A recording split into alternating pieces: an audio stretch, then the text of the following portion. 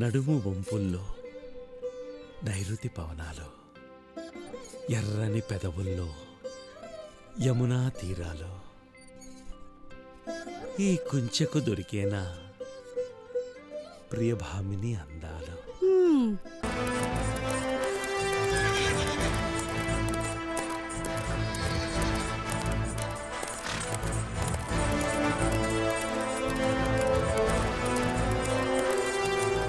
ఆహా, ఏం టీవీ!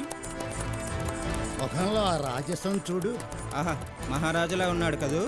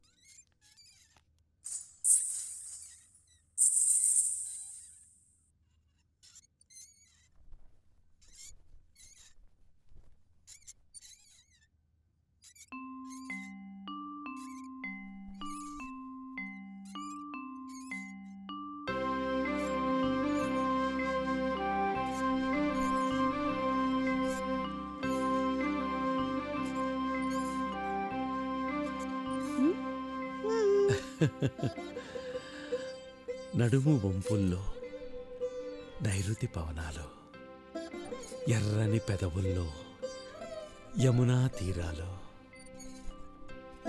ఈ కుంచెకు దొరికేనా ప్రియభామిని అందాలు. కవిత్వం తర్వాత ముందు పెయింటింగ్ పని కానివ్వండి, నడుం పట్టుకుపోతుంది. పాపం కందరీగా నడుము కదా. అయితే నేనిప్పుడు అర్జెంటుగా పెయింటింగ్ వేయడం కరెక్టా, లేక ఈ అమ్మాయి గారి నడుమొత్తడం కరెక్టా? నేను చెప్తాను. నేను మర్యాదగా నోరు మూసుకుని ఇక్కడి నుంచి వెళ్ళడమే కరెక్ట్. అబ్బో, బంగారానికి కోపం వచ్చినట్టుంది. నువ్వు కోపంలో కూడా చాలా అందంగా కనిపిస్తున్నావు. ఇప్పుడు అందంగా ఉండాల్సింది నేను కాదు, మీ పెయింటింగ్. అంతేనంటావా? అవును, అంతే. అవును, అంతే.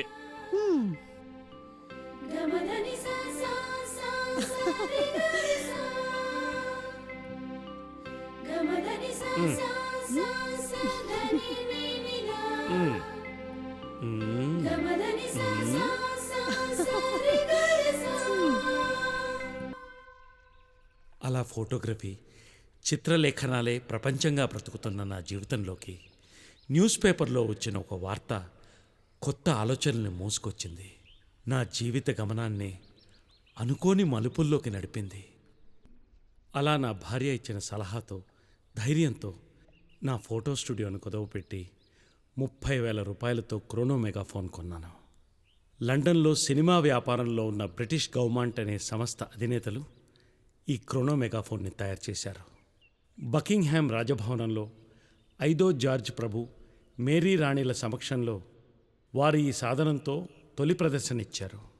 మద్రాసులోని జాన్ డికిన్సన్ అండ్ కంపెనీ వారిని కలుసుకుని క్రోనో మెగాఫోన్ కోసం ఆర్డర్ పెట్టాను. వాళ్ళు గోమాంట్ అండ్ కంపెనీ నుంచి 1908లో క్రోనో మెగాఫోన్ని తెప్పించి ఇచ్చారు. భారతదేశంలో అంతకుముందు ఎప్పుడూ కనీ విని ఎరుగని సినిమా యంత్రం అది.